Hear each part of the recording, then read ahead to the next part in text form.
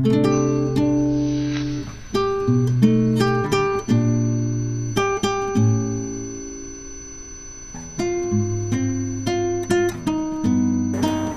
हम बात करेंगे आपको मोस्टली हल्दी के बारे में, अदरक के बारे में। वैसे तो उन्होंने लेक्चर में जो टाइटल दे रखा है वो हल्दी अदरक के बारे में दे रखा है कि हल्दी अदरक के बारे में, लेकिन मैं थोड़ा थोड़ा सब्जी सारा कवर करने की कोशिश करूँगा, ठीक है। और जो भी कवर करूँगा, जो प्रश्न आपके होंगे वो अगर आपके प्रश्न हमारे पास हों तो ज़्यादा बेटर है। बीच बीच में आपने पूछते भी रहना, ठीक है ना? ठीक रहेगा, पूछेंगे। सबसे इम्पोर्टेंट क्रॉप कौन सी है जो आपको जानना चाहते हो? पहले तो आप ये बताओ जिसके बारे में आप जानना चाहते हो। सब्जियों में गोभी। हम फूल गोभी से शुरू करते हैं, उसके बाद हाँ मटर के बारे में, ठीक है। गोभी, मटर और बोलिए आलू के बारे में, ठीक है। 3-5 सब्जी बताओ आप लोग जो आप जानना चाहते हो, आप ही लोग की तरफ से। फिर उसके बाद प्रश्न नहीं करूँगा, फिर उसी के बारे में पढ़ाऊँगा क्योंकि टाइम ख़त्म हो जाएगा फिर। हाँ, आप यहाँ नहीं बोलोगे तो कहाँ बोलोगे बताओ ज़रा? मटर, मटर भी बोल दिया। गोभी, मटर, टमाटर कहाँ लगाते हैं इस समय? सर्दी का मौसम आ जाएगा, टमाटर कहाँ फूलेगा? आपके यहाँ कोहरा नहीं पड़ता है, पाला नहीं पड़ता है?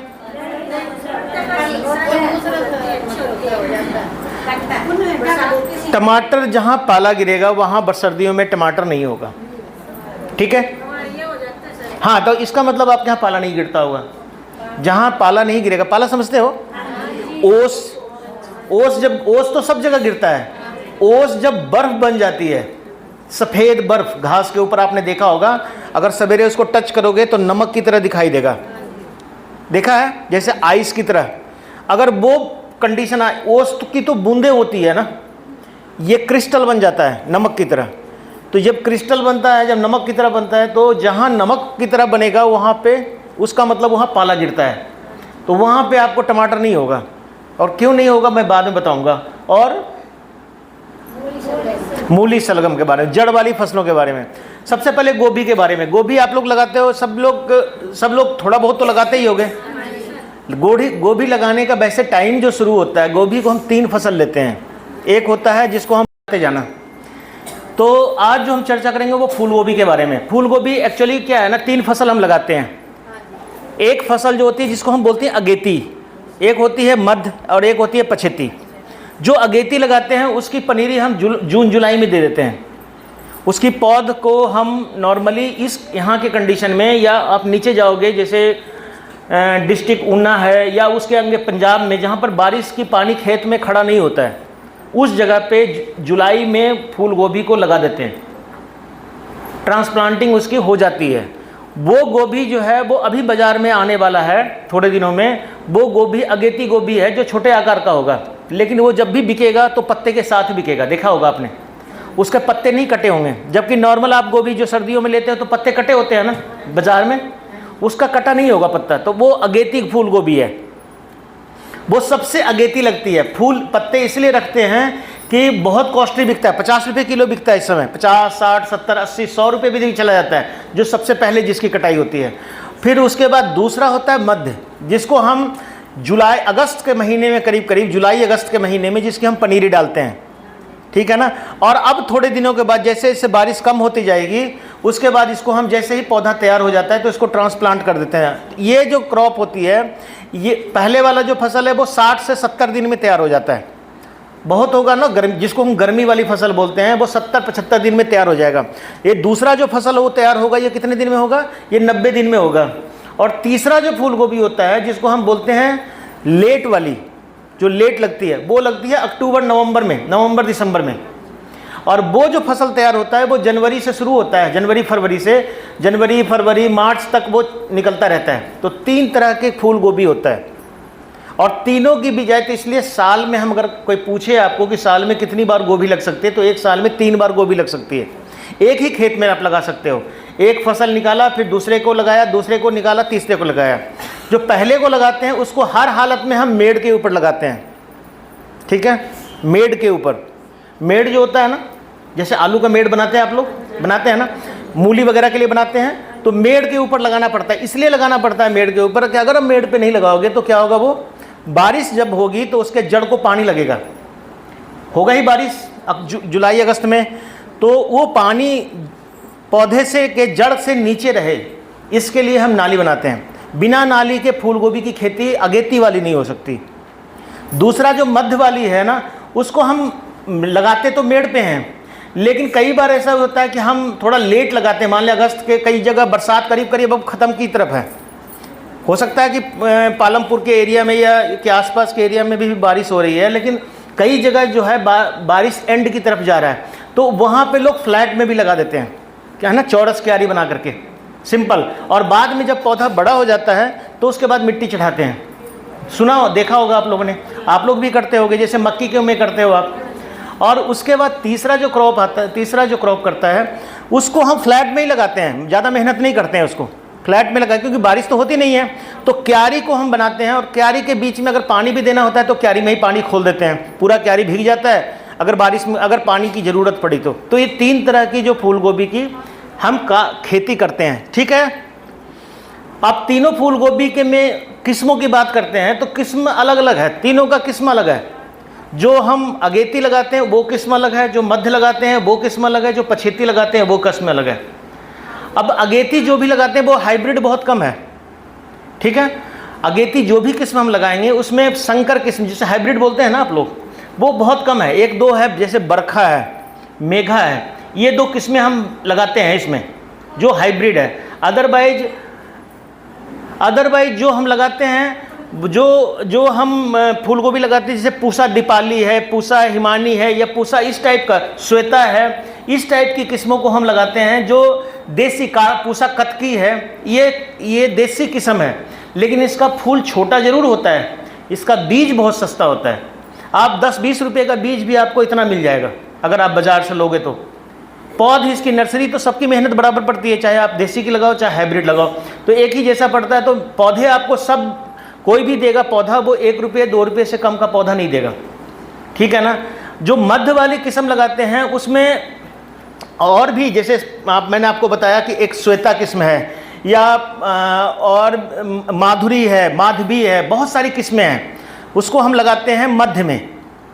और जो पछेती लगाते हैं, जो सबसे लास्ट में लगाते हैं, उसमें स्नोबॉल किस्म होती है। स्नोबॉल का मतलब उसका जो फूल होगा वो 2-2.5-3 किलो तक भी हो सकता है, ठीक है। और वो वाला जो है, जो लास्ट वाला है, वो 120 दिन से कम की फसल नहीं है, कम से कम 4 महीना आपके खेत में रहेगा वो, कम से कम 4 महीना। तो ये 3 तरह की जो फूल गोभी की किस्में हैं।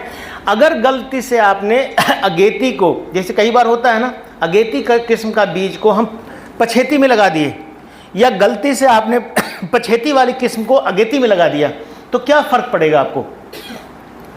अगर आपने अगेती जो किस्म मैंने बताया, या बाज़ार से आपने लिया, या बाज़ार से आपने बीज खरीदा, नर्सरी लगाई, या आपको हो गया कि चलो 1-2 महीना लेट हो गए नर्सरी डालने में, और आपने गलती से वो बीज लगा दिया पछेती में, तो जो अगेती को पछेती लगाएंगे तो इतना छोटा छोटा फूल बनेगा। क्या बनेगा, फूल का पौधे हो जाएंगे, पत्ते भी होंगे, लेकिन फूल छोटे बनेंगे और बढ़ेगा ही नहीं। तो कई बार आपने देखा है आपके खेतों में ऐसा हो जाता है ना, छोटे छोटे फूल बनते हैं, बढ़ता ही नहीं है, फिर बोलते हैं कि पता नहीं कौन सा पनीरी मेरे को दे दिया था। तो ये कब कंडीशन आती है कि अगर अगेती को हम पछेती लगाएंगे, और अगर पछेती को हम अगेती लगा दिया, जो पीछे लगती है, जो नवंबर-दिसंबर में लगती है, उसको हमने जून-जुलाई में लगा दिया, अगस्त में लगा दिया, तो उसका क्या होगा, पौधे की बढ़वार बहुत हो जाएगी। समझ रहे हो आप, बढ़वार बहुत ज़्यादा हो जाएगा, और बहुत दिनों के बाद, 4 महीना नहीं, हो सकता है 5-6 महीना लग जाए, तब जब आपको जाकर के फूल बनेगा। तो ये दोनों गलतियां फूल गोभी में होती है, या ऐसा कभी नहीं करना चाहिए। अगेती को पछेती नहीं लगाना, पछेती को अगेती नहीं लगाना। और जो पछेती किस्म है, जो वो उसका जो फूल होता है ना, जो अगेती किस्म की पहचान कैसी होगी, उसका जो फूल बनेगा वो अपने आप ढकेगा नहीं। ढकना समझते हैं ना, फूल अपने आप, पत्ते देखें ना कवर किए रहता है। अदरवाइज हम क्या करते हैं, उसके ऊपर पत्ते तोड़ करके हम डालते हैं आप लोग कभी देखा होगा, क्योंकि फूल पीला ना हो जाए। सूरज की रोशनी पड़ती है ना, उसके कारण फूल पीला होने लगता है सफ़ेद से, तो उसके लिए हम क्या करते हैं कि उसी के पत्ते को, नीचे वाले पत्ते को तोड़ करके उसके ऊपर ऐसे रख देते हैं ताकि वो ढक जाए। ये भी एक प्रैक्टिस है एग्रीकल्चर में, मतलब खास करके फूल गोभी में, तो उसको ढक करके रखते हैं ताकि वो पिला। तो अगर आपका फूल गोभी अपन, और नहीं तो कई फूल गोभी जो पछेती आप लगाओगे या मध्य वाली किस्म लगाएंगे, तो उसका पत्ता जो है ना, एक लास्ट वाला जो पत्ता होगा फूल को ऐसे कवर किए रहता है। देखा है आप लोगों ने? आप लगाते होगे तो खुद भी पता लगता होगा, अपने आप कवर किए रहता है वो। तो वो जो कवर किए रहता है वो एक उनका गुण है कि वो सूरज की रोशनी से अपने फूल को बचा के रखता है। ठीक है ना? तो ये नॉर्मली अगेती किस्म में ही करना पड़ता है। अब जो अगेती हम लगाते हैं उसमें जो हम, मतलब अगेती का मतलब हो गया जून जुलाई में हम जो लगाते हैं, उसमें पौधे का आकार बहुत बड़ा नहीं होता है। सोना नहीं, ये करके स्टाइल नहीं करने, तो हम बचपन में करते थे। राम कथा थोड़ी चल रही है कि हम सुन रहे हैं आपकी बात। नहीं, मेरे को देखना भी है। इतना बदसूरत तो नहीं लग रहा हूँ। नींद आएगी तो बड़ा मज़ा नहीं आएगा, आप, मेरे को भी नींद आएगी। तभी तो मैंने पूछा खाना खा लिया है? खाने के बाद घर में आदत होती है ना लेट जाने की, करते हैं ना, लेडीज़ यही करती है, जेंट्स भी करते हैं अगर मौका मिलता है तो नींद आ जाती है। ठीक है ना? मेरे को उबासी भी आने लगेगी। ठीक है, सोना नहीं आप लोगों ने। तो जो अगेती है ना उसका पौधा छोटा होता है, तो उसके जो पौधे की दूरी रखते हैं वो 45 सेंटीमीटर बाई 45 सेंटीमीटर का रखते हैं। जो मध्य में भी लगाते हैं उसको भी 45 बाई 45 पे ही लगाते हैं, उसका भी पौधा। लेकिन जो पछेती लगाते हैं उसको 45 बाई 60 सेंटीमीटर पे लगाते हैं, यानी कि लाइन से लाइन की दूरी 2 फीट हम रखते हैं, और पौधे से पौधे की दूरी करीब करीब 1.25 फीट के करीब रखते हैं, 1.25 या 1.5 फीट रख लो आप। ठीक है ना? क्योंकि आपने देखा होगा जो लास्ट में जनवरी फरवरी में जो फूल गोभी चलता है उसके पत्ते बहुत बड़े बड़े हो जाते हैं, बहुत बड़े होते हैं, तो हम लगाते हैं। तो ये हो गया आपका फूल गोभी का। फूल गोभी में बीमारियां बहुत आती है, देखा है आपने? इसके पत्ते खाने वाले कीड़े आते हैं, है ना? आपने देखा होगा कि आजकल जो, आप लोगों ने अभी तो कोई नहीं लगाया होगा, अभी आप जो अगेती लगाता है उनको ये झेलना पड़ता है। उस समय समस्या आती है कि अगेती में पत्ते इसके बहुत ज़्यादा कीड़े, इस समय बरसात में शुरू हो जाता है ना, तो इसके पत्तों को खाने लगता है। तो इसका एक देसी इलाज बताता हूँ आपको। घर में खाने वाला सोडा होता है ना, खाने वाला सोडा, उसको 1 लीटर पानी में आधा चम्मच डालना उसको, ठीक है ना, खाने वाले सोडे को, और उसके बीच में आपने थोड़ा सा सिरका डालना, ठीक है, और इससे स्प्रे करते रहना आपने पानी में।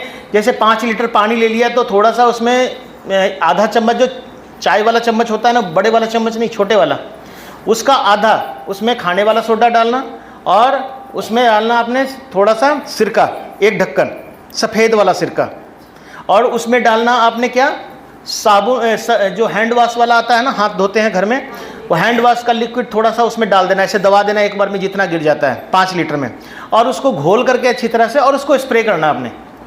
तो ये आपको मच्छर, तेला, जितने भी काटने वाले कीड़े हैं प्लस चींटियाँ, सब कुछ को ये ख़त्म कर देगा। ख़त्म तो क्या करेगा, आने नहीं देगा उसके ऊपर। और बहुत ही फ़ायदेमंद है ये फूल गोभी के लिए भी, और किसके लिए, मूली के लिए। मूली के पत्ते आजकल खाने लगते हैं, तो मूली के पत्ते भी खाने नहीं चाहिए, ठीक है ना। इस समय एक तो मूली जो हम लगाते हैं अक्टूबर में, उसको तो लगा दो और वो होना ही होना है, उसमें ज़्यादा समस्या नहीं आती है। लेकिन इस समय अगर आप मूली लगाओगे ना, तो आपको पौधा जैसे पत्ता निकलेगा उसके पत्ते को खाना शुरू कर देता है। तो उसको शुरुआत में हर 5 दिन 7 दिन के बाद, अगर बारिश हो जाए तो हर तीसरे दिन भी कर सकते हैं, और बारिश नहीं हो तो सप्ताह के बाद इसका स्प्रे करो, तो आपको ये कंट्रोल में रहता है। घर में मिल ही जाएगा, ये चीज़ें होती है घर में कि नहीं होता है? क्या क्या बताया? हाँ, खाने वाला सोडा, सिरका और हैंड वॉश, इसको डालना है। और घर में जितने गुलाब है सब पे आप स्प्रे कर सकते हो, ठीक है ना। बहुत सारी बीमारियां आजकल आती है, कीड़े वगैरह जो पत्तों को खाने वाला, उस सब पे आप इसको स्प्रे कर सकते हो, एकदम से कंट्रोल रहेगा। तो ये तो हो गया आपका फूल गोभी की बात। हम ऊपर की बात आपको बताते हैं क्योंकि बहुत ज़्यादा गहराई, अब बीमारी इसमें बहुत आता है। आपने देखा होगा इसकी जड़ें काली भी पड़ जाती है, पता नहीं आप लोगों ने देखा है कि नहीं, फूल गोभी की जड़ें काली भी पड़ती है, और काली पड़ती है, और इसका जो जड़ के पास वाला भाग होगा ना, वो ड्राई हो जाता है, सूख जाता है, पानी नीचे से ऊपर जाना बंद हो जाता है। जो छिलका है ना, तने का छिलका जो होता है ना, वो छिलका सूख जाता है, और नीचे से पानी ऊपर जाना बंद हो जाता है। और उस कंडीशन में क्या होता है कि पौधा आपको थोड़ा दिन तक हरा दिखेगा, दोपहर में देखोगे तो थोड़ा मुरझा जाएगा, फिर शाम को टाइट हो जाएगा, फिर 2-3 दिन तक ऐसा होगा, फिर अल्टीमेटली क्या होगा, वो पौधा सूख जाएगा। तो ये कंडीशन भी आता है। इससे बचने का सीधा तरीका ये है कि इसके जड़ के पास मिट्टी चढ़ाना जरूर है। जितना ज़्यादा मिट्टी चढ़ा के रखेंगे और जितना कम पानी, जड़ को जाने दो पानी के पास, पानी को जड़ के पास नहीं जाने देना है। समझ रहे आप मेरी बात? दोनों चीज़ें हैं। पौधे के जड़ ही अपने आप पानी को ढूंढेगा, वो ज़्यादा बेटर है, बशर्ते कि हम पानी को जड़ के तक पहुँचाएँ। तो इसलिए पानी की मात्रा कम रहे, इसके लिए क्या करते हैं, हम मेड़ से बना देते हैं। तो जितना ज़्यादा मिट्टी चढ़ाओगे ये बीमारी आपकी उतनी ज़्यादा कंट्रोल में रहेगी। और जितना ज़्यादा मिट्टी से इसका तना ढका होगा उतनी जगह से इसमें जड़ें भी निकलती है, देखा होगा आपने। तो ये भी एक टेक्निक है। सिंपल चीज़ें आपको बताऊंगा, बहुत डीप में नहीं बताऊंगा, लेकिन ताकि आपको उसका फ़ायदा भी हो। समझ गए आप? फूल गोभी में ऐसे ही आप बंद गोभी भी लगा सकते हो। दूसरा फसल आपने क्या बोला? मटर के बारे में। मटर आप लोग खेत में लगाते हो या किचन गार्डन में लगाते हो? किचन गार्डन में लगाते नहीं हैं, अपने खाने के लिए नहीं लगाते हैं, बेचने के लिए लगाते हैं। हाँ बोलो आप लोग, बेचने के लिए लगाते हैं, खाने के लिए भी लगाते हैं। दोनों टेक्निक मैं बताऊंगा आपको। अगर आप कितने बजे तक है, अगर आप मटर लगा दिए हो, मटर लगाना है आपने, तो मटर भी फूल गोभी की तरह ही 3 फसल ले सकते हैं। 2 तो ले ही सकते हैं इसमें, कम से कम 2 कंटिन्यूअस रहता है। 2 फसलें तो आप हर हालत में इसमें ले सकते हो आप, ठीक है ना। तो इसमें क्या है, 2 फसलों में क्या ले सकते हो आप? मटर। अब कब लगाना है? एक होता है अगेती, आपने सुना होगा, बहुत अच्छी वैरायटी है, अर्कल नाम की है। अर्कल सुना है? अर्कल किस्म जो है वो बाजार में मिल जाता है इस समय। अर्कल सबसे अगेती वैरायटी है, उसका साइज पौधे का थोड़ा छोटा होता है, ठीक है ना। उसके अलावा अर्कल है, बोनेविल है, बहुत सारी वैरायटियां हैं, लेकिन अर्कल मार्केट में सबसे इजीली मिलेगा। मैं उसी वैरायटी का नाम बताऊंगा जो मार्केट में मिल जाएगा आपको। अर्कल सबसे इजीली अवेलेबल है मटर की। और दूसरा जो है ना, पछेती लगाते हैं, उसमें बहुत है, जैसे आज़ाद मटर 1, आज़ाद मटर 2, आज़ाद मटर 3, उसके बाद पेंसिल मटर है PB89। ऐसे बहुत सारी किस्में हैं जो पछेती लगती है, जो मार्च अप्रैल तक जो फलता रहता है, ठीक है ना।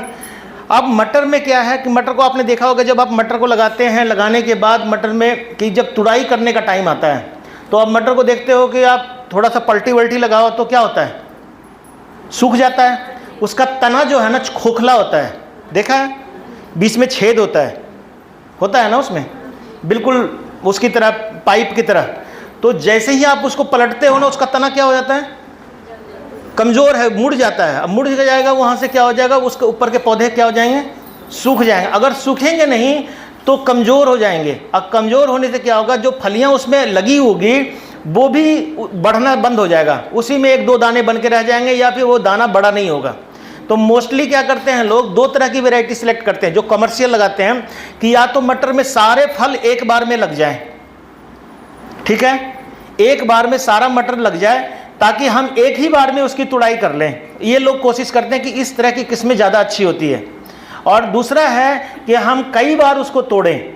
मटर की तुड़ाई पता कितनी होती है, अगर हम सही तरीके से मटर लगाएं तो मटर की 10 तुड़ाई भी होती है। जबकि आप लोग कितनी बार तोड़ते हो, कितनी बार तोड़ते हो? 1 से 2 बार, तीसरे बार में तो बिल्कुल खत्म हो जाता है। सही बात है ना ये। तो अब कहाँ प्रॉब्लम कहाँ फंसता है इसमें? जो प्रॉब्लम है इसमें, जब हम मटर को लगाते हैं तो इसके हमको कभी भी तोड़ते समय पौधे को डिस्टर्ब नहीं करना है। अब डिस्टर्ब का मतलब हमको पलटी नहीं लगानी है उसमें। तो कैसे ऐसे हो सकता है? नहीं हो सकता है ना, क्योंकि मटर तो नीचे लगा होता है। कई बार देखा हो आपने भी, जब तक आप उसको छुओगे नहीं, नीचे से ढूंढोगे नहीं, तब तक मटर दिखाई नहीं देता है। तो आप अगर जैसे आप सोलन वगैरह जाएंगे ना, सपोज सोलन वगैरह में जाएंगे, सोलन के एरिया में जितना मटर की खेती होती है, सब लोग झामे लगाते हैं। झामे समझते हैं? झाड़ी है ना, कटीली झाड़ियाँ छोटे छोटे, वो बीन करके रखते हैं, इकट्ठा कर करके, जैसे आप लोग घास वगैरह रखते हो ना, वैसे वो ढेर बना के रखते हैं। और उसी जैसे मटर लगाते हैं उसी लाइन में वो झाड़ियों को लगा देते हैं, बिजाई के साथ साथ ही इस पूरे खेत में ही। और मटर में पकड़ने वाला होता है ना, अपने आप पकड़ के चढ़ता है, वो चढ़ाते नहीं है, मटर निकलेगा और अपने आप वो चढ़ना शुरू हो जाता है। तो वो क्या करते हैं कि मटर को नालियों में लगाते हैं, है ना, एक लाइन से दूसरे लाइन की दूरी 1 से 1.5 फीट अपने चलने लायक रास्ता छोड़ते हैं और मटर उसमें पूरा फैल जाता है। अगर झाड़ी की चौड़ाई इतनी है ना तो पूरे पे मटर घेर लेगा और उसी से मटर को तोड़ते हैं। तो उनको तुड़ाई होती है कम से कम 6 से 7 तुड़ाई मिनिमम। जो सोलन में तोड़ते हैं, सोलन वाला एरिया में जाएंगे आप, सोलन डिस्ट्रिक्ट के किसी भी एरिया में, तो आप वहाँ पर जाके देखोगे तो वहाँ मटर जो है हर हालत में 6 से 7 तुड़ाई उनकी चलती है, तब जा कर के उनका मटर ख़त्म होता है और मटर का साइज भी ठीक बनता है। लेकिन जो हमारे यहाँ मटर लगता है, हम लोग जो मटर लगाते हैं वो ज़मीन पे ही छोड़ देते हैं, लगाते हैं ना, जो लगाते हैं उनके लिए बहुत बढ़िया है और लगाना चाहिए। अगर मटर से भरपूर फसल लेनी है आपको तो आपको इसका इंतज़ाम करना ही करना चाहिए। थोड़ा मेहनत ज़रूर है, अगर उन झाड़ियों को आप संभाल करके रख लीजिए तो सबसे बेस्ट है। और उन झाड़ियों को अगले साल भी यूज कर सकते हो आप, या सड़ गया तो कोई बात नहीं, दूसरी झाड़ी बना काट करके रख लो, लेकिन इसकी तैयारी पूरे पहले से करनी पड़ती है। और अगर आप किचन गार्डन में लगा रहे हो, है ना, अपने किचन गार्डन वगैरह में लगाते हैं ना खाने के लिए, मैं भी लगाता हूँ यहाँ पे, मैं भी यहाँ पे रहता हूँ तो मैं भी किचन गार्डन में मटर लगाता हूँ और मैं 20 तुड़ाई तोड़ता हूँ। और मटर का मेरा पौधा पता कितनी हाइट तक जाता है आप लोग के यहाँ, कितनी ऊंचाई तक जाता है, हाथ से भी बता सकते हो आप।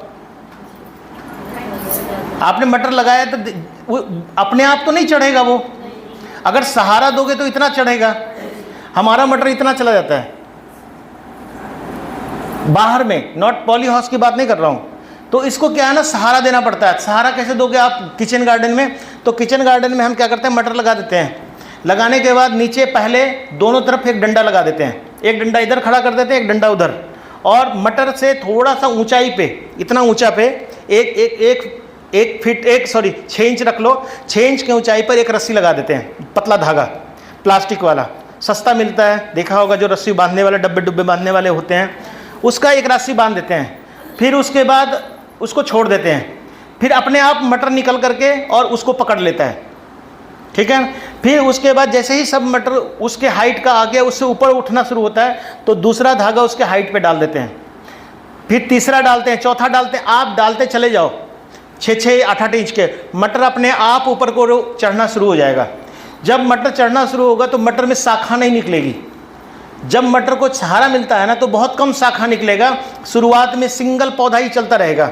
इसलिए इसमें मटर की दूरी जो है कम से इतना ही रखते हैं, करीब करीब 4 से 5 इंच बीज से बीज की दूरी, और मटर चढ़ना शुरू हो जाएगा। आपके हाइट तक जाने के बाद देखना कि आपने फूल लगना शुरू होगा, और फूल लगना शुरू होगा तो जो सबसे नीचे वाले पे सबसे नीचे पहले फूल आएगा, तो ऊपर तक आएगा। जो ऊपर वाला मटर है वो लेट मैच्योर होता है, और हर तीसरे दिन आपको मटर तोड़ सकते हैं। एक भी पौधा को न पलटी लगाना है, मटर बाहर की तरफ फलेगा। और ऐसे अगर आप 4-5 लाइनें लगा दें, तो हम तो 3 लाइन लगाते हैं, तो तोड़ते तोड़ते मैं थक जाता हूँ, घर में खाते खाते थक जाता हूँ, कच्चा ही मेरे को खाना पड़ जाता है बाद में। रोज कितना मटर खाएगा, इतना फलता है वो।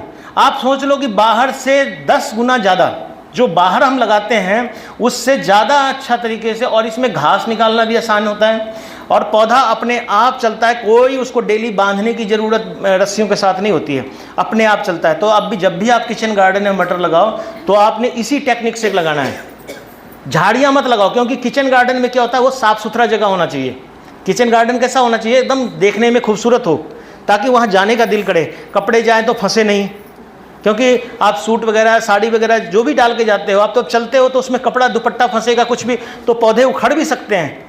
तो ऐसा है कि साफ़ सुथरा जगह के लिए आपको वो लाइनों में उसको रस्सी को लगाओ, और उसमें कोई झमेला भी नहीं है, कोई ज़्यादा झंझट नहीं है। सिंपल आपने रस्सी लगाना है और उसके बाद आप छोड़ दो, फिर 10-15 दिन के बाद आप देखोगे अपने आप पौधे उससे बाहर आ गए, फिर आप लगा दो और अपने आप वो ऊपर की तरफ आता चला जाएगा। ये बेस्ट टेक्निक है। आई बात समझ में? मटर को लगाने के लिए मैंने किस्में आपको बताई। मटर को कभी भी भिगो के नहीं लगाना। बहुत लोग भिगो देते हैं, आप लोग भी भिगोते हैं, भिगाने के बाद लगाते हैं। ज़रूरत नहीं है भिगो के लगाने की। मटर को टेम्परेचर सही मिलेगा तभी जर्मिनेट करेगा। मटर को क्या है ना, जब आप मटर का बीज डालते हो तो उसके ऊपर गोबर की थोड़ी सी खाद डाल दो, जहाँ जहाँ मटर आप डाल रहे हो। पहले मटर डाला, छेद कर दिया, बीज डाल दिया लाइनों में, और उसके ऊपर आपने थोड़ा थोड़ा गोबर की खाद डाल देनी है। फिर चाहे बारिश हो, चाहे पानी बरसे, चाहे आप पानी लगाओ, चाहे कुछ भी लगाओ, वो मटर को एक टाइप से मतलब समान रूप से आप कह सकते हो, उसमें मॉइस्चर बना रहता है और वो पौधा अपने आप चलना शुरू हो जाएगा अपने आप उसमें से।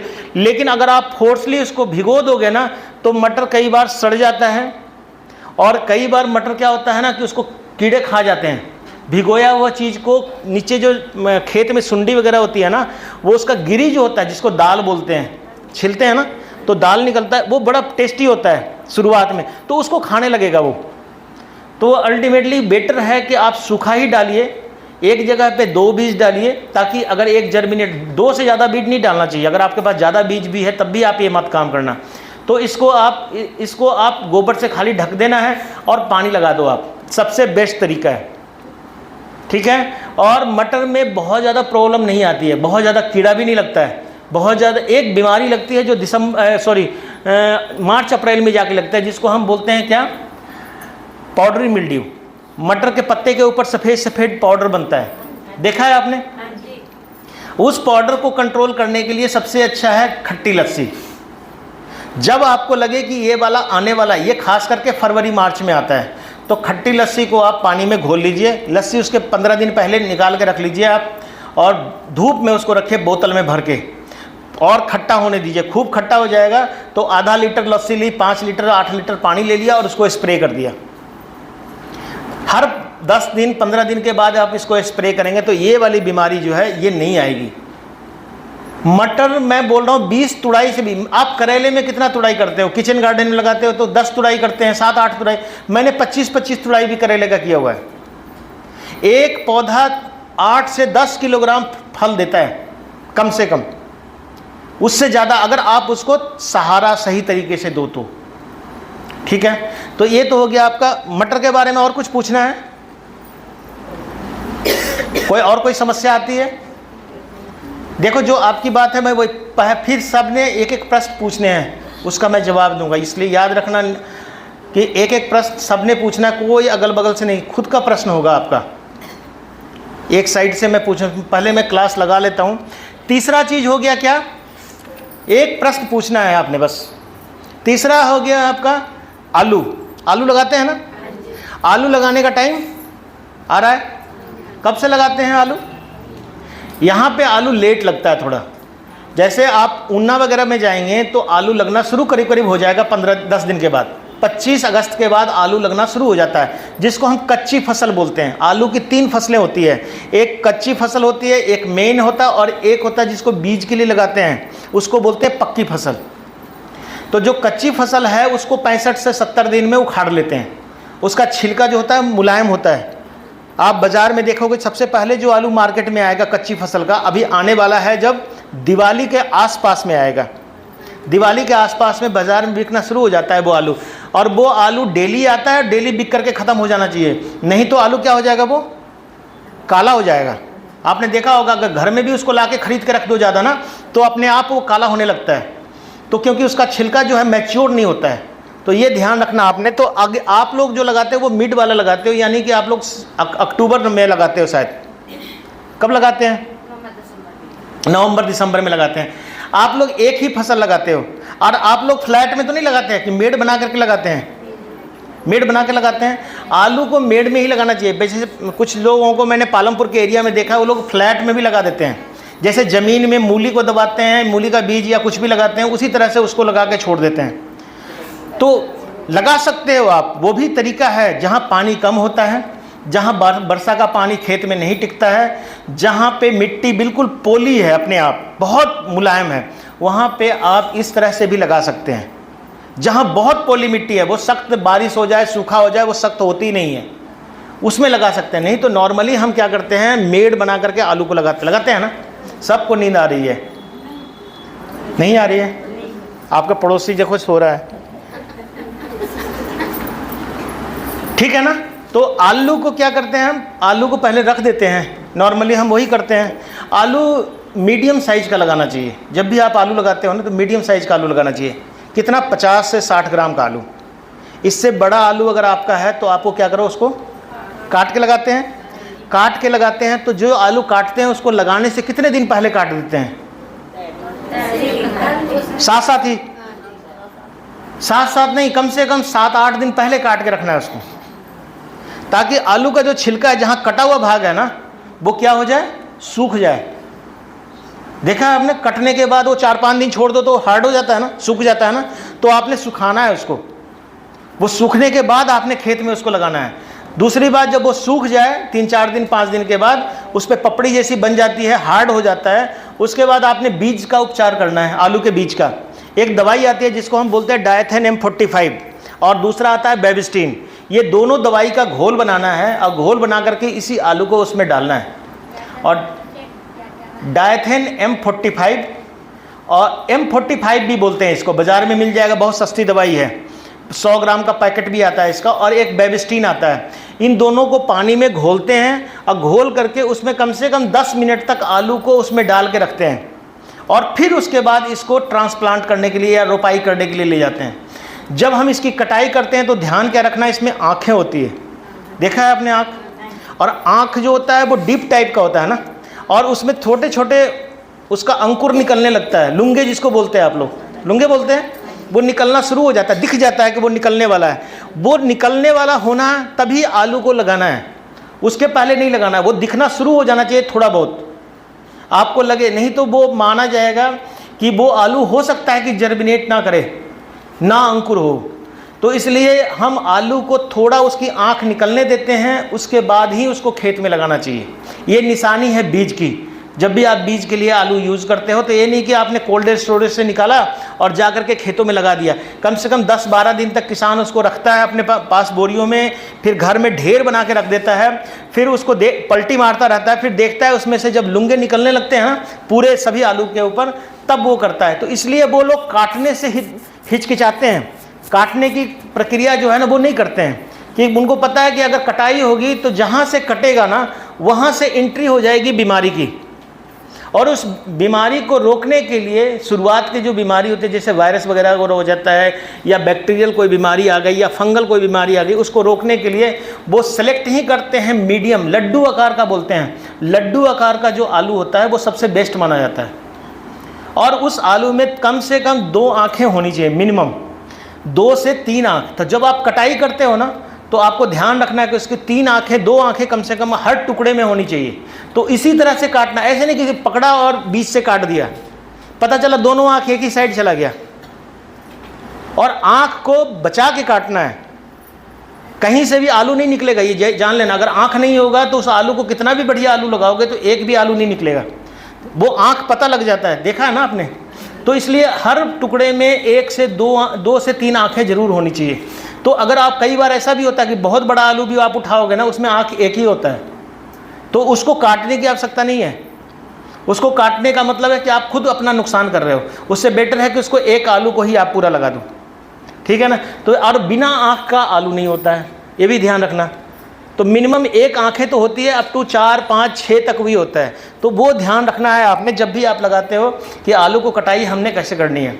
काटने के बाद आपने सुखाना है, सुखाने के बाद आपने बीज का उपचार करना है। उसके बाद आप इसको 45 × 15 सेंटीमीटर, लाइन से लाइन की दूरी 45 सेंटीमीटर और बीज से बीज की दूरी 15 सेंटीमीटर, करीब करीब इतना दूर के ऊपर हम इसके बीज को रख करके उसके ऊपर से हम गोबर की खाद डाल करके उसके ऊपर से मिट्टी बना करके नालियाँ बना देते हैं। ऐसे करते हैं आप लोग।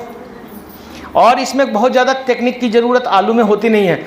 आलू बहुत ज़्यादा रिस्पॉन्स करता है जितना ज़्यादा आप गोबर की खाद गोबर की खाद जितना ज़्यादा डालोगे उतना बढ़िया आलू होगा। पोला होना चाहिए उसका ज़मीन। जब ये ज़मीनें जब फटने लगती है ना तब पता लग जाता है कि आलू जो है वो बढ़ने वाला है। मिट्टी चढ़ाने का काम, जो आपने मेन पॉइंट में बता रहा हूँ, मिट्टी चढ़ाने का काम आलू के अंकुर होने के 25 दिन के बाद नहीं करना चाहिए। कितने दिनों के बाद? उसके बाद मिट्टी चाहे चढ़े ना चढ़े नहीं चढ़ा, क्या होगा ना कि आलू के जड़ जो है वो ज़मीन से बाहर आ जाते हैं, वो आपको पता नहीं चलेगा, आपको दिखाई नहीं देगा। लेकिन आलू के लास्ट, जड़ के लास्ट भाग में आलू लगे होते हैं।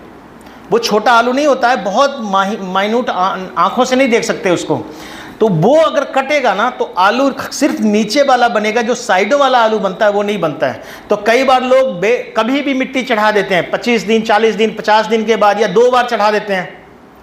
तो आलू में एक ही बार मिट्टी चढ़ाना चाहिए। और अगर आपके पास बहुत बढ़िया खेत, आपने बढ़िया, वैसे तो आजकल टेक्निक ऐसा है कि मिट्टी चढ़ाते ही नहीं है।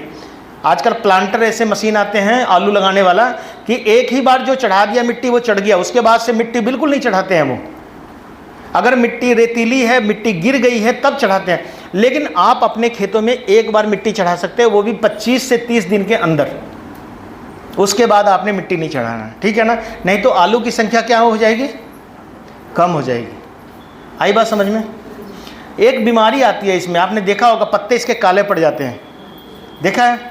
जिसको हम लोग बोलते हैं लेट ब्लाइट, ब्लाइट लग गया, या बोलते हैं झुलसा रोग लग गया। पूरा खेत ही पूरा 2-4 दिनों में क्या हो जाता है, पत्ते उसके काले पड़ जाते हैं और तना भी सड़ने लगता है। देखा है आपने? जो आलू लगाते हैं उसको कभी ना कभी इस चीज़ के लिए जूझना पड़ता होगा। तो उस कंडीशन में जो हम आलू लगाते हैं, जिसमें पत्ते के ऊपर दाग आने शुरू हो जाए, 15 दिन मतलब 20 दिन के बाद वाली क्रॉप में नहीं आएगा, ये जब भी आएगा तो 60-65 दिन की क्रॉप में आ जाता है, 2-2.5 महीने के बाद। और तब आएगा जब मौसम जो होगा वो बदली वाला होगा, बादल, धूप नहीं निकला होगा, और ऐसा लगेगा कि बारिश होने वाली है, लेकिन बारिश होगी नहीं, या कोहरा धुंध पड़ेगा। धुंध पड़ता है ना शाम के समय, तो ऐसा मौसम होगा फॉगी जैसा। फॉगी समझते हैं ना? थोड़ा गर्म टाइप का भी होगा, थोड़ा ऐसा लगेगा कि दिखाई कम दूर तक देता है, और मतलब जैसे भाप बनता है ना, उस टाइप का मौसम बन जाएगा। तो वो कंडीशन आपको पता है कि ऐसा मौसम जैसे हो जाए जब बारिश हो भी नहीं रही है और लग भी रहा है कि बारिश होगी, उसी समय ये जो झुलसा रोग है यहाँ आने की संभावना रहती है। पड़ोसी को उठा दो, आप ड्यूटी निभाओ, आप सुन लो। करते हैं खेत में काम, थोड़ा बहुत करते हैं। मेरा भाषण इतना अच्छा लग रहा है, नींद आ रही है।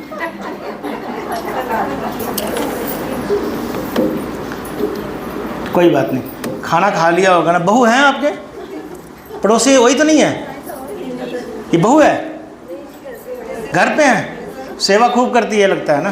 कि सोने नहीं देती है? नहीं देती है सोने? बोले आज वहाँ जाके खूब सोऊंगा, ऐसा होता है। नहीं कोई बात नहीं, सोइए नहीं, आप सोएंगे तो और लोग भी सो जाएंगे ना। मैं तो सबको देख रहा हूँ ना, ठीक है?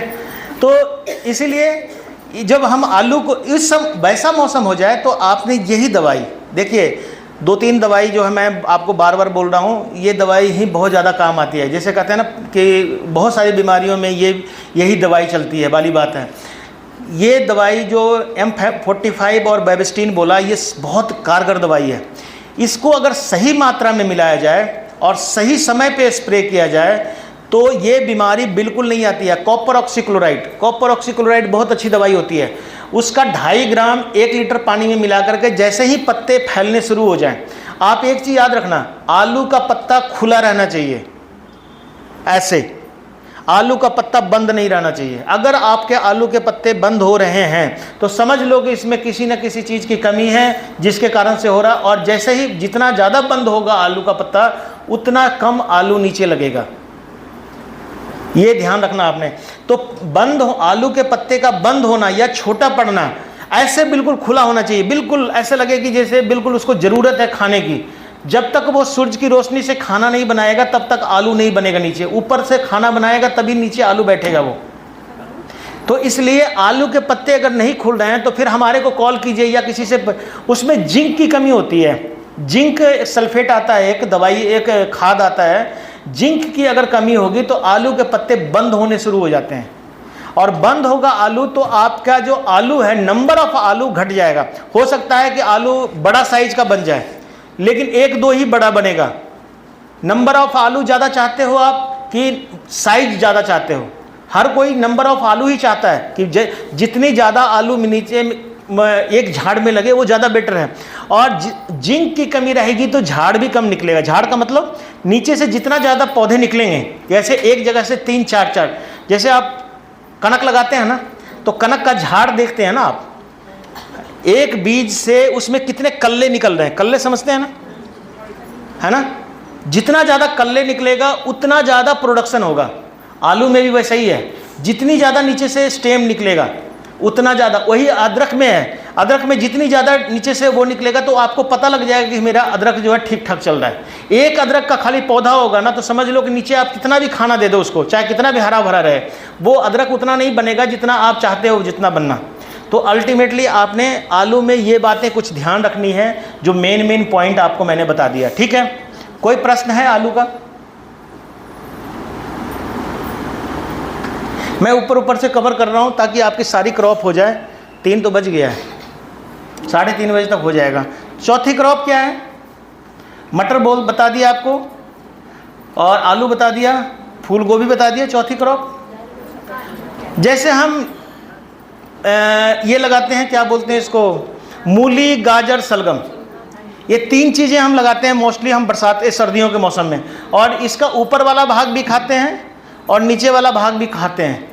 साग बनाते हैं तो हम मूली के पत्ते भी डालते हैं उसमें, है ना, उसमें हम सलगम के पत्ते भी डालते हैं। और अगर हम नीचे जड़ की बात करें तो तीनों का जड़ खाते हैं हम, है ना। जिसको कैल्शियम की कमी है, लेडीज़ों को जरूर होती है कमी।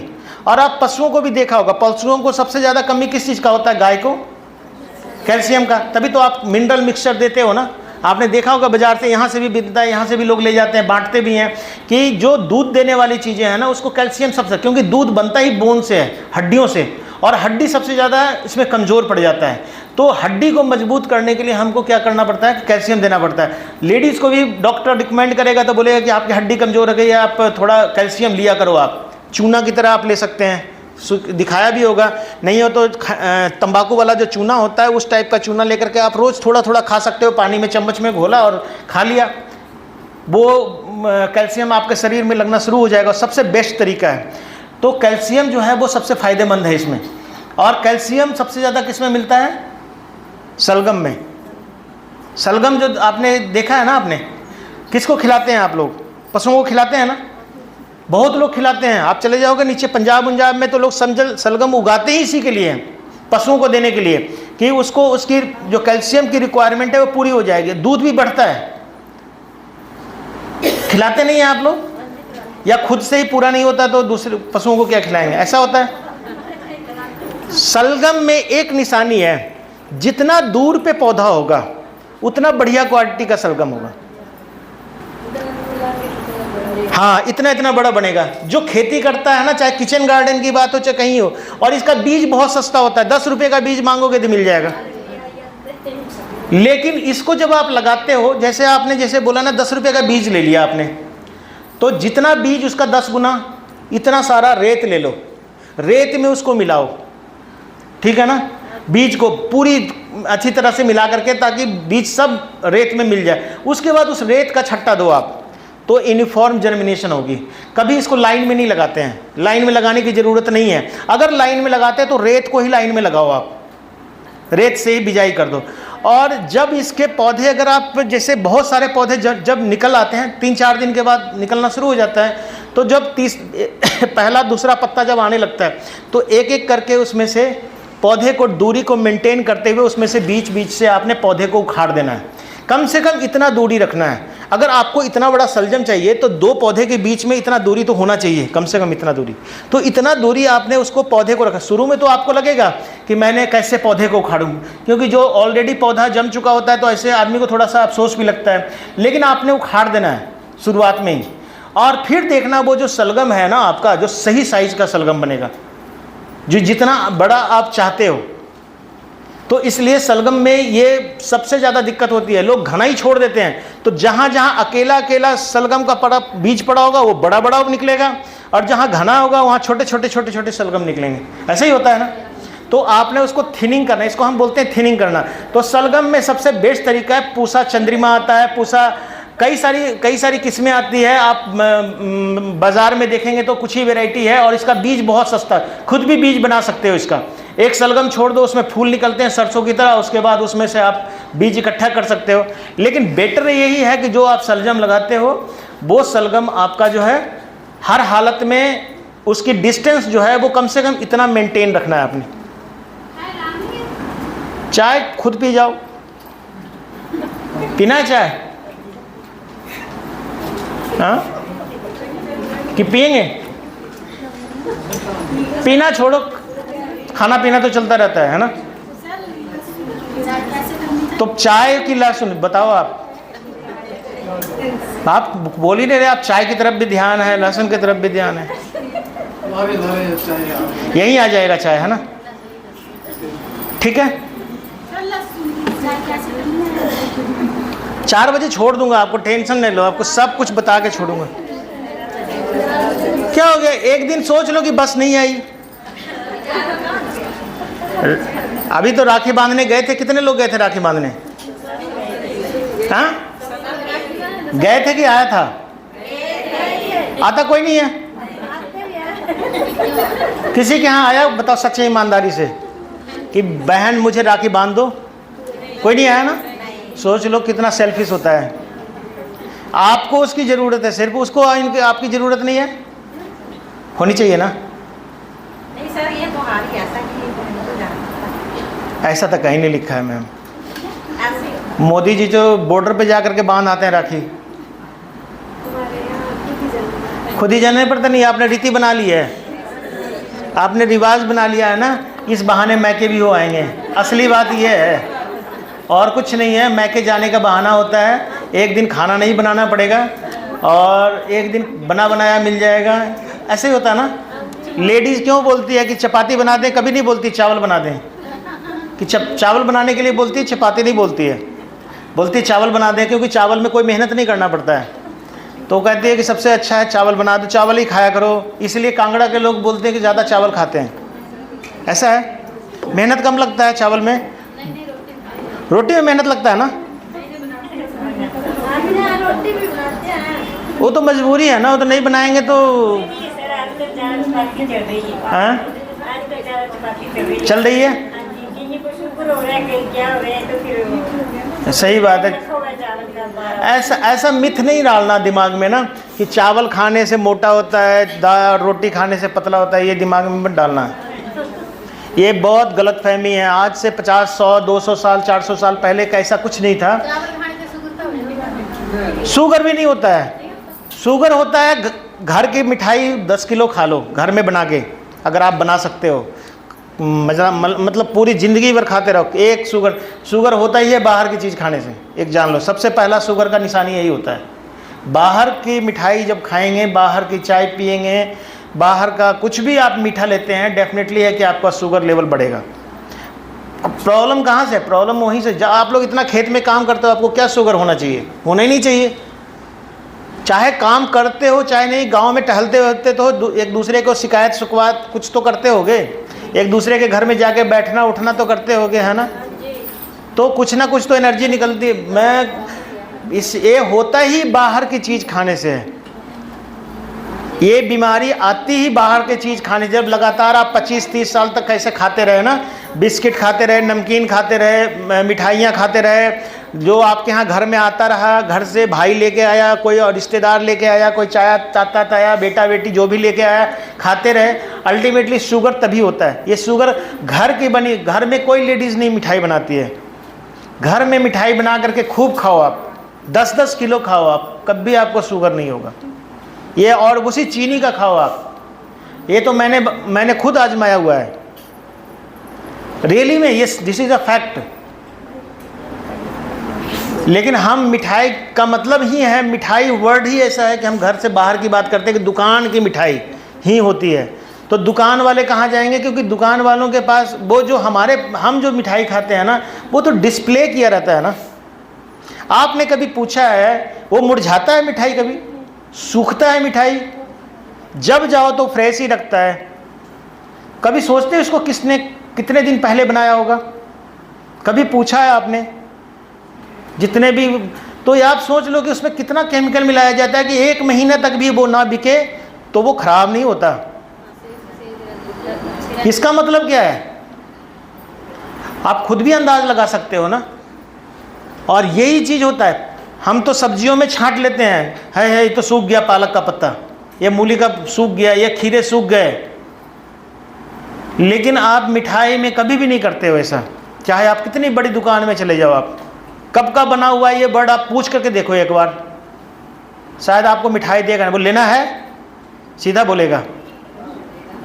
उसके पास कौन सा जन्म पत्री रखा हुआ है कि कब का बनाया हुआ है, 4 दिन पहले खोया बनाया कि 20 दिन पहले का खोया है कि क्या है कि कब का मिठाई है। बस एक जिलेबी है वहाँ खाने की चीज़, और वो भी तली जाती है ना, तो उसका तेल कितनी बार गर्म होता है, जितनी बार तेल गर्म होता है उतने ज़्यादा कैंसर। एक बार तेल गर्म हुआ तो चांसेस कैंसर के नहीं है, दूसरी बार गर्म हुआ तो बढ़ते जाएगा। जब 25-30 बार गर्म होता है और ठंडा होता है तो गर्म होता है, तो समझ लो कि वो कैंसर करने वाला ही होगा, टेस्ट भले लग जाए।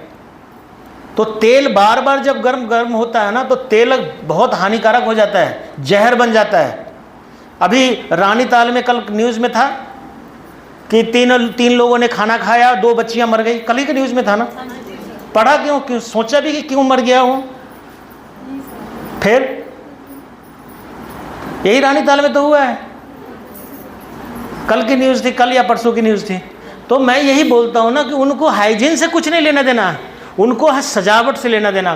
कितने बढ़िया तरीके से आपको पराठे पेश, यही हिमाचल में लोग कुल्लू मनाली में पैरों से गूंथ रहे थे आटा मम्मों के लिए, तो किसी ने फोटो बना ली, वीडियो डाल दी, उसके बाद उसको मारा पीटा भगाया। क्या ऐसे तो पता नहीं कितने हाथ से पैर से गूंथे जाते हैं। आपको तो बन के पराठा आता है तो आप सोचते हो बढ़िया। इसलिए सबसे छोटी दुकान जो है ना, सबसे बेस्ट दुकान होती है, सबसे छोटी दुकान होती है, वहीं से सामान वो डेली बंद करेगा, डेली रखेगा, डेली जो है फेंक देगा वो, उसके पास रीज फ्रीज नहीं होता है, ठीक है ना। तो ये सब चीज़ें हैं। बाकी आप नहीं सोचा करो कि मिठाई खाने से कुछ नहीं होता, कुछ नहीं होता। मैं कह रहा हूँ घर की मिठाई आप 10 किलो खाओ महीने का, और 1 साल 2 साल के बाद मेरे को बताना कि शुगर हुआ है कि नहीं हुआ है। होगा ही नहीं, क्योंकि घर में आप कचरा नहीं डालोगे ना, तो बहुत ज़रूरी है। लेकिन आपका दूध भी आपका शुद्ध होना चाहिए, है ना, आपको पता होना चाहिए कि कहाँ से दूध ले रहे हैं। तो चलो ये तो दूसरी बातें हैं। लहसुन के बारे में आप पूछ रहे थे, है ना, मैं थोड़ा सा इसके शलगम, मूली और गाजर के बारे में बता रहा था। तो आपने शलगम के बारे में समझ लिया, क्या ध्यान रखना है। शलगम का बीज जितना दूर होगा उतना बढ़िया क्वालिटी का शलगम बनेगा, ठीक है ना। दूसरा है क्या बोलते हैं, मूली। मूली का बीज मेड़ पे ही लगना चाहिए। जब भी आप लगाते हो, फ्लैट में भी लग जाता है, ऐसा नहीं है कि नहीं लगेगा। अगर आपकी ज़मीन पोली है ना तो ठीक बनेगा, लेकिन मूली के लिए हम कम से कम 15 सेंटीमीटर ऊंचा उठा हुआ क्यारी बनाते हैं, मेड़ बनाते हैं, और उसके ऊपर 3 लाइनों में हम बीज डालते हैं, उंगली से छेद करके, और हम उसमें एक एक दाने डालते हैं, कम से कम इतनी इतनी दूरी पे। तो ये ध्यान रखना चाहिए, दो किनारे पर, एक बीच में, ऐसे कर करके आप मूली को लगाओ, ठीक है ना। एक जगह पर 1 या 2 बीज भी गिर गया तो कोई दिक्कत नहीं, जब बीज निकल जाएगा, जब दोनों निकल जाएंगे तो एक को हटा देना आपने। और मूली में ज़्यादा ध्यान देने की ज़रूरत बहुत ज़्यादा नहीं है, 40 से 45 दिन की क्रॉप है। कोई भी वैरायटी लगा लो, आजकल पूसा हिमानी है, पता नहीं कितनी सारी वैरायटी मार्केट में है ना। 111 नंबर है, कुछ स्नोबॉल क्या नाम है, आइस करके है, स्नो आइस करके है, बहुत सारी वैरायटियाँ हैं। तो आप मूली लगा सकते हो। उसके अलावा आता है आपको गाजर। गाजर का बीज जीरे की तरह होता है, देखा आपने, जीरा की तरह होता है ना। तो गाजर को 2 तरीके से लगाते हैं लोग। एक क्या करते हैं कि पूरे खेत में छट्टा, इसका भी बीज सस्ता ही होता है, छट्टा लगा देते हैं। लगाने के बाद क्या करते हैं कि मशीन, वो जो ट्रैक्टर होता है ना, ट्रैक्टर से मेड़ बना देते हैं, अपने आप मेड़ बना के छोड़ देते हैं। तो बीज कहीं भी है वो मेड़ के ऊपर आ जाता है सब, और मेड़ के ऊपर ही जर्मिनेशन होता है। ये कमर्शियल टेक्निक है। कमर्शियल में खेती जब करते हैं तो ऐसे ही करते हैं, वो एक एक दाने करके लगाएंगे तो बहुत, हाँ, जिसने 10 हेक्टेयर में लगाना है या 2 एकड़ में लगाना है, उसमें तो बहुत लेबर लग जाएगा, तो वो वैसे लगाते हैं। दूसरा तरीका क्या होता है कि आप अगर किचन गार्डन में लगाना चाहते हो तो मेड़ बना लीजिए, और चुटकी से पकड़ के बीज को प्रॉपर डिस्टेंस पे आप मेड़ पे डाल दो। आप या क्यारी पोली होनी चाहिए, उसमें अच्छा सा गोबर की खाद वगैरह मिला दो उसमें, और रेत मिला के उसका बीज का छट्टा लगा करके उसको अच्छी तरह से मिला दो आप। तो उसमें क्या करना पड़ेगा आपको कि थिनिंग करनी, ज़्यादा घना हो जाने के बाद उसके पौधे को बीच बीच से आपने निकाल देना है, तभी मोटे आकार का आपका जो गाजर बनेगा। तो इसलिए गाजर के लिए हम कहते हैं बार बार कि मेड़ बना करके ही लगाओ आप, ठीक है। और बहुत ज़्यादा गाजर में तो बीमारी भी कोई नहीं आती है, ना सलगम में कोई बीमारी आती है, ना मूली में। मूली में भी आता क्या है, वो पत्ता को काटने वाला आता है। तो पत्ता के काटने के लिए मैंने आपको बता दिया कि ये जो दवाई बताया मैंने आपको क्या क्या मिलाना है, उसको मिला करके आप उसको छिड़काव करते रहो, कोई ज़रूरत नहीं है उसके बाद कोई भी केमिकल दवाई आपको डालने की, ठीक है। खाने वाला सोडा तो होता ही है घर में, सबके होता है, तो गुलाब पे भी डाल सकते हो आप, इससे फूल भी ज़्यादा लगेगा। आपको मैं बताता हूँ, एक बोतल लेना जग या कोई प्लास्टिक का जिसमें 10 लीटर पानी आता है, उसमें कोई 100 ग्राम गुड़ डाल देना। 10 लीटर पानी डाल दिया, उसमें आता है ना केनी वगैरह, उसमें डाल देना गुड़ 100 ग्राम, उसमें 100 ग्राम दही डाल देना, ठीक है। फिर उसमें डाल देना खाने वाला सोडा 1 चम्मच, फिर उसमें डाल देना 1 चम्मच या 2 चम्मच या 3 चम्मच सिरका, ठीक है ना। और उसी में डाल देना थोड़ा सा शैम्पू जो वो वाला है, डाल करके 1 पाउच का शैम्पू आप डाल करके छोड़ देना आपने, और इसको रख देना आपने घर में। जब भी आपको स्प्रे करना हो, और उसमें डालना क्या, ये बोलते हैं इसको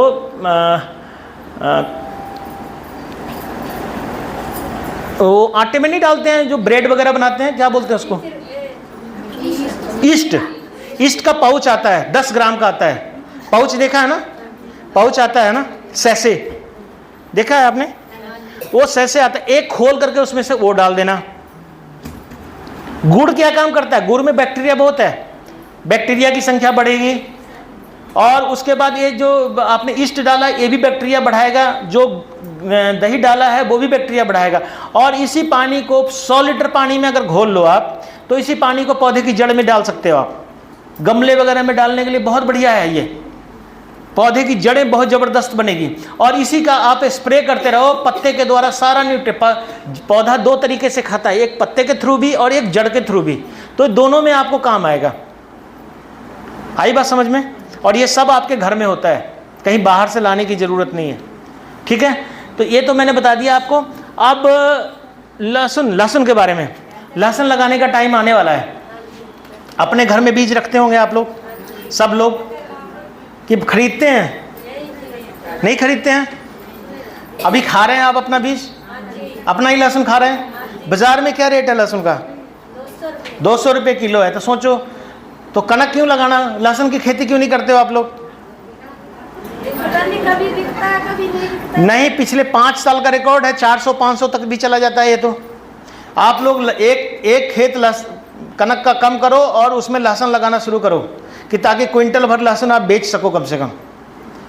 5 मरले में करीब 5 से 6 मरले में 1 क्विंटल लहसुन हो जाता है, ठीक है। लेकिन इसका बीज महंगा होता है, अगर बीज खरीदने जाओगे तो 200 रुपये किलो मिलेगा, तो इतना बीज कहाँ से लाओगे? तो अपना ही बीज बना करके और बीज को रखिए। और लहसुन लगाने से पहले 2 तरीका है। लहसुन को तो आप कैसे भी लगाओ, जर्मिनेट कर जाता है, निकल जाता है ना। लहसुन लगाते समय ध्यान ये रखना है कि फ्लैट में भी चलता है ये और मेड़ पे भी चलता है, लेकिन इसको फ्लैट में ही लगाना चाहिए। अगर भरपूर प्रोडक्शन करनी है तो फ्लैट में ही खेत में लगाओ, ताकि ज़्यादा से ज़्यादा ज़मीनें जो हैं आपकी यूज में आए। अदरवाइज नाली वाली ज़मीन तो बेकार चली जाती है। तो इसको फ्लैट में ही लगाइए। और इसको लगाने का तरीका ये है कि बीज को पकड़ के ही दबाना है, ताकि आधा बीज जो है वो ज़मीन से ऊपर रहे, पूरा ज़मीन के अंदर नहीं जाना चाहिए। हम लोग क्या करते नहीं, हाँ ठीक बोल रहे हैं आप। जब क्या करता है ये कि जब इसमें जड़ निकलेगी 4-5 दिन के बाद ना, ठीक बोला उन्होंने, तो जड़ क्या करता है, धक्का देता है और जड़ समेत वो बाहर को आ जाता है। तो उसका तरीका क्या है कि जब आप लाइन में लगा लेते हो, इतनी दूर पे लगाना है ना, इतना दूर पे लहसुन लगाना है। और लगाने के बाद आपने क्या करना है, उसके ऊपर आपने पानी डाल देना है फुहारे से, थोड़ा सा सिंचाई कर दो, तो मिट्टी क्या होगा, उसको पकड़ लेगा 1-2 दिन के बाद, ठीक है ना। और उसके बाद कुछ नहीं करना है। ये केसेस अधिकतर रेतीली ज़मीन में आती है, जहाँ रेतीले ज़्यादा ज़मीन है ना, उसमें आता है। लेकिन नॉर्मली आप लहसुन को लगा रहे हो, और लहसुन लगाने के बाद आप उसको थोड़ा पानी लगा दीजिए तो ये सेट हो जाता है। और आपको पता होना चाहिए जब आप लगाते हो लहसुन को, तो लहसुन का ऊपर वाला भाग से कुछ नहीं लेता है, वो उसका जड़ जो है वो नीचे वाले भाग में होता है, तो वो ही जड़ उसको खाना लेता है। लहसुन जब आप निकालते हो तो देखते हो लहसुन खेत से बाहर ऊपर ही होता है जो बनता है। प्याज भी देखते हो आधा से ज़्यादा ऊपर बाहर ही होता है, तो जड़ वाला पोर्शन नीचे रहना चाहिए। और हाँ जी,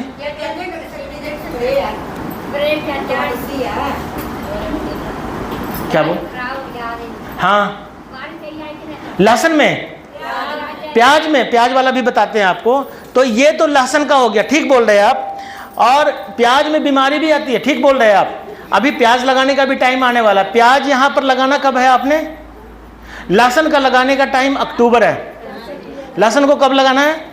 अक्टूबर में। अक्टूबर से पहले लहसुन नहीं लगाना आपने। अगर आप पत्ता खाने के शौकीन हैं, चटनी वगैरह बनाते हैं तो लहसुन का पत्ता डालते हैं, बाजार से खरीदने की ज़रूरत नहीं है लहसुन का। अगर आपके पास लहसुन ख़त्म हो गया है तो लहसुन का बीज थोड़ा सा लगा दीजिए और 4-5 महीना तक लहसुन का पत्ता ही खाते रहिए आप डेली। सब्जी में, तड़का में भी वही डालिए, पीसने में भी वही डालिए, मसाले में भी वही डालिए, वो उससे ज़्यादा फायदेमंद है। भले नीचे छोटा लहसुन बनेगा अगर उसका पत्ता आप यूज़ करोगे तो। हाँ जी, आ गई, ठीक है ना। तो वो लहसुन नीचे बैठ जाता है, ठीक है ना। और लहसुन के पत्ते को आप यूज करते रहिए। तो बेटर है कि हम तो यही करते हैं, दिस इज द टेक्निक। अगर आपके पास लहसुन कम है और आप घर में भी लहसुन 200 रुपये की नहीं खरीदना चाहते हो, तो बेटर है लहसुन को आप लगा दो और उसके पत्ते को डेली तोड़ के खाओ। हर 15 दिन के बाद आपका पत्ते निकल जाएंगे। तो 50-100 लहसुन अगर आपने लगा दिया है तो उसी का एक पत्ता, 5-5 पत्ते डेली तोड़ो, तो रोटेशन में आपका चलता रहेगा ये। और ये बेटर तरीका है, बशर्ते कि आप बाजार से लहसुन खरीद के लाओ। उसके बाद आप क्या है ना, प्याज लगाने का टाइम। प्याज हम कब लगाते हैं? प्याज लगाने का टाइम, प्याज को हिमाचल में कई तरीके से लगाया जाता है, कई बार लगाया जाता है। नॉर्मली प्याज जो कांगड़ा डिस्ट्रिक्ट का में प्याज है वो 15 दिसंबर के बाद, यानी दिसंबर 30 के बाद जनवरी फर्स्ट वीक में लगाओ आप प्याज। जब आप जनवरी में प्याज लगाते हो तो उसमें फूल नहीं निकलते हैं, फूल निकलने लगता है कई बार, देखा है आपने। वो समस्या आपकी काफ़ी हद तक कम हो जाएगी अगर आप इसको सही समय, अगर इसकी रोपाई कई बार तो पनीरी तो 15 दिन के बाद बाजार में बिकना शुरू हो जाएगा और लोग वहाँ से खरीद के सोचते हैं अभी से ही लगा देते हैं। उससे कोई फ़ायदा नहीं हो। उसको हरे प्याज के रूप में खा के ख़त्म कर दो अगर लगा भी दिया है तो। लेकिन एक्चुअल लगाने का जो टाइम है ना, प्याज की जो रोपाई करते हैं, वो आपको दिसंबर के महीने के 15 दिसंबर के बाद ही हर हालत में कोशिश करो कि फर्स्ट वीक ऑफ जनवरी में लगाएं, ठीक है। और ये जो प्याज होगा ये बेटर क्वालिटी का होगा, बेटर साइज का होगा, और इसमें वो भी फूल भी नहीं निकलेंगे, बुक्के जिसको बोलते हैं वो निकल जाता है, वो नहीं निकलेगा।